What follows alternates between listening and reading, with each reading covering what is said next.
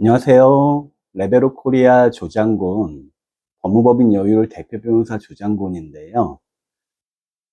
오늘은 최근에 잠실 시위자분, 침 뱉는 시위자 뺨 때린 관련된 얘기를 좀 할까 해요. 제가 스레드에 뭔가 정당한 물리력을 행사해야지 뺨을 때리는 거는 좀 적절하진 않았다라는 기사 공유를 하면서 제가 조금 짧게 글을 썼더니 거기 이제 댓글 남기신 분들 중에서 그 정도 잘못했으면 나 같으면 조인트 까고 또 깠을 거다. 뭐 그 정도 더 그러니까 맞아야 싸다. 뭐 이런 분도 계시더라고요. 그래서 음, 자, 일단은 우리 경찰은 되게 무서운 권력기관이잖아요. 경찰, 검찰, 각종 경찰, 그러니까 뭐, 경찰은, 뭐, 우리 경찰서에는 경찰도 있고, 뭐, 세무관서나 아니면 뭐, 여러 감독원이나 이런데, 특별 경찰권을 부여한, 뭐, 일체, 그러니까, 뭐, 수사기관, 이런 걸 포함하는데, 기본적으로 체포, 인신 구속에 대한 물리력을 행사할 수 있죠. 제가 이거 조금 구체적으로 법 얘기하기 전에 한번 환기시키는 느낌에서 한번 이 말씀 드리고 싶어요. 예전에 2000년대 아마도 초반? 그때 한번 중앙지검에서 어떤 깡패분이 조사받다가 숨지는 일이 벌어져서 그때 이후로 이제 검찰에서 공식적인 폭행은 이제 없어졌다라고 하는데, 자, 우리 검찰 수사관분, 저희 계장님 되게 좋으신 분이었는데, 그분이 이제 향수에 젖어가지고 이런 말씀 한 적이 있어요. 옛날에는 조사하기 너무 쉬웠는데, 체포해가지고 오는 와중에 몇 대 때리면은 와가지고 술술 불었는데, 이런, 자, 요새 이렇단 얘기가 아니라, 권력기관이 가진 권력의 폭력의 위험성을 제가 한번 환기시켜 드리려고 이 얘기하는 거예요. 자, 그래서 우리 권력기관은 항상 견제와 통제가 필요하죠.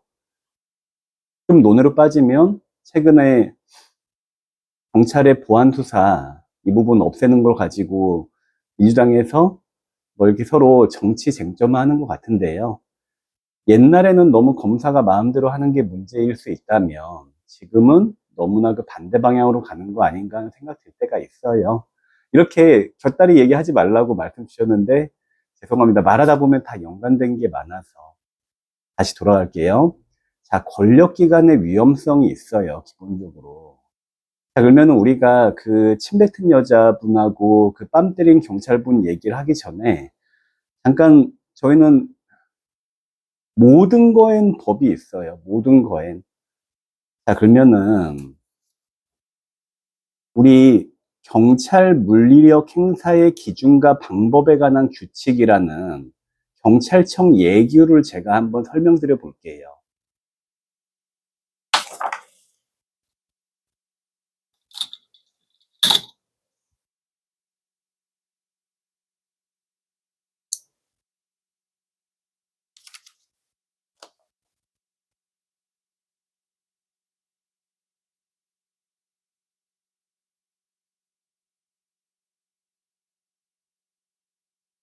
자, 경찰 물리력 행사의 기준과 방법에 관한 규칙.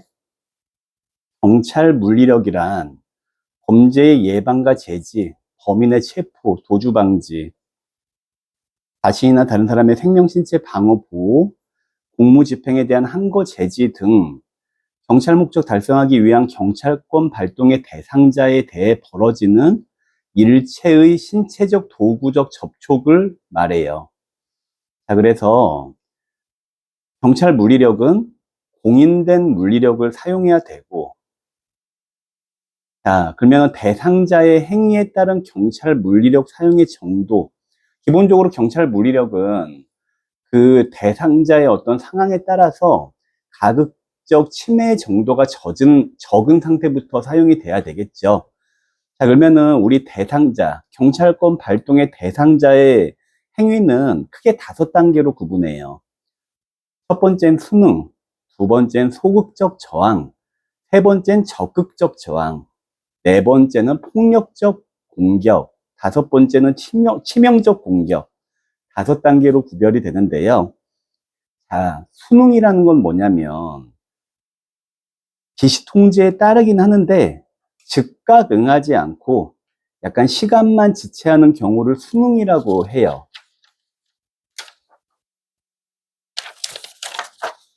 자, 그 다음에 소극적 저항이라는 대상자의 행위가 있어요.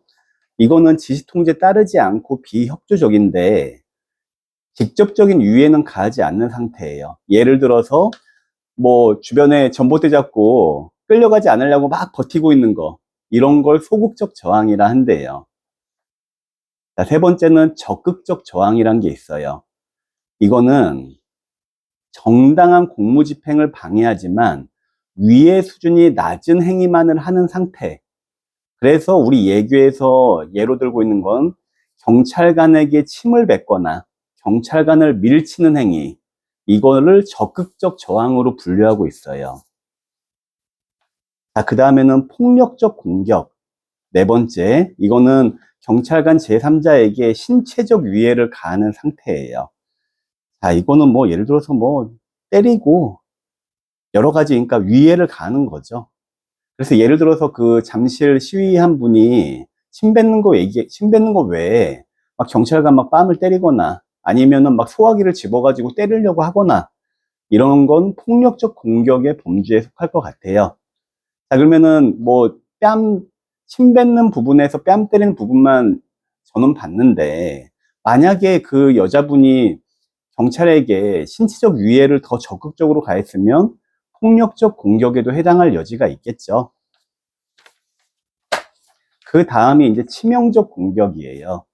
치명적 공격은 한마디로 말 그대로 심각한 부상을 초래할 수 있는 상태.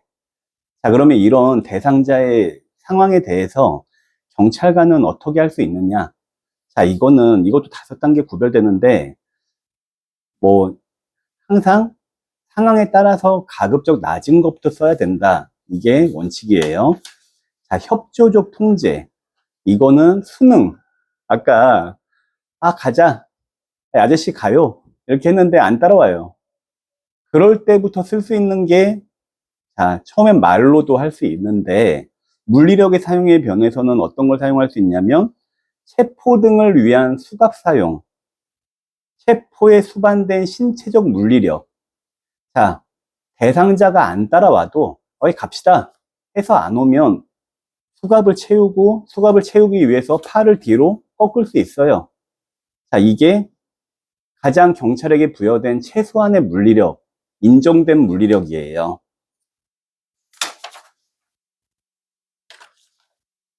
그 다음엔 접촉 통제라는 개념이 있어요. 소극적 저항. 아까 전봇대 잡고 안 가려고 하는 게 소극적 저항이었죠. 이때 할 수 있는 거는 신체 일부를 누르고 비틀기, 경찰봉 양끝이나 방패로 대상자를 밀거나 잡아당기기를 할 수 있대요. 그 다음에 저위험 물리력. 적극적 이상의 상태인 대상자에게 할 수 있는 물리력인데, 아까 침 뱉는 거 적극적 위험이죠. 이때 할 수 있는 게 목을 압박하여 제압하거나 관절을 꺾는 방법, 넘어뜨리기, 넘어뜨려서 눌러서 제압하기, 이게 저위험 물리력이에요. 꽤 강하죠. 분사기를 사용할 수 있어요. 이때부터. 중위험 물리력은 폭력적 공격 이상의 상태 대상자에게 손바닥으로 신체 부위를 가격, 손바닥, 주먹, 발, 신체 부위를 이용한 가격은 중위험 물리력, 폭력적 공격 이상의 상태에서 사용할 수 있대요. 경찰봉으로 중요 부위가 아닌 신체 부위를 찌르거나 가격, 전자충격기 사용이 가능하네요. 고위험 물리력은 치명적 공격의 경우에 여러 가지 이제 막 권총도 사용할 수 있어요. 이제 이런 얘기가 나오는데, 자, 그래서 뭐 보면은 우리 예규에는 예를 들어서 경찰봉을 사용하는 방법, 방패를 사용하는 방법, 분사기 사용의 방법, 전자충격기, 권총, 어떻게 사용해야 되고 어떤 경우에는 제한적으로 사용해야 되고 어떤 걸 준수해야 되는지에 대한 규정을 정말 충실하게 잘 규정을 두고 있어요. 자, 그래서 우리 다시 돌아가서, 자, 침을 뱉었다 라고 하면 그거는 아까 제가 말씀드린 것처럼 적극적 저항에 해당돼 보이죠. 자, 물론 우리 경찰분들 얼마나 그 스트레스 많이 받겠어요. 막 또 이제 특히나 이렇게 사람 많이 보여가지고 정치적인 성격 있는 집회 가면 이쪽에선 또 뭐라 알고 저쪽에선 또 뭐라 알고 경찰분들 스트레스 정말 많이 받으실 거잖아요. 뭐 법원에까지 난입해가지고 뭐 폭력을 행사하는 세상이 돼버리잖아요. 얼마나 황당해. 자, 근데 그런 스트레스 상황에 놓여서 우리 뭐 아까 규정이 있다 해가지고 예를 들어서 뭐 수능이나 소극적 저항 이럴 때 무조건 경찰분이 막 수갑 채우고 이러진 않잖아요.